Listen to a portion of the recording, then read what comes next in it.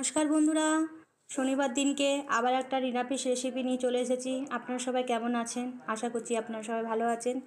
এই রেসিপিটা করার জন্য এখানে দেখুন আমি ঝিঙে আর আলু নিয়ে নিয়েছি। ঝিঙে আলুটা ভালো করে কেটে ধুয়ে নিয়েছি। এবারে এর মধ্যে আমি একটুখানি আদা বাটা দিয়ে দিলাম। এবারে একটুখানি জিরের গুঁড়ো, একটু হলুদ গুঁড়ো, একটু লঙ্কার গুঁড়ো, নুন আর এখানে সর্ষের তেল দিয়ে আমি ভালো করে মাখিয়ে নেব। এদিকে দেখুন কড়ার মধ্যে আমি এই মাখানো সবজিটা দিয়ে দেব, আর পরিমাণ মতন জল এর মধ্যে দিতে হবে। আর একটা গোটা টমেটো কেটে আমি ঢেকে দিলাম, দিয়ে গ্যাসটা অন করে দিয়েছি। আর এদিকে মটর ডালটা আমি আধ ঘন্টা আগে গরম জলে ভিজিয়ে রেখেছিলাম, এর মধ্যে লঙ্কা দিয়েছি, দিয়ে ডালটা আমি ভালো করে বেটে নেব। ডালটা ভালো করে বেটে নিলাম। এদিকে তরকারিটাও ফুটে উঠেছে দেখুন।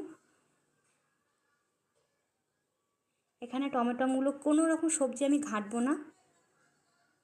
এদিকে বেটে রাখা ডালটার মধ্যে একটুখানি নুন দেব, দিয়ে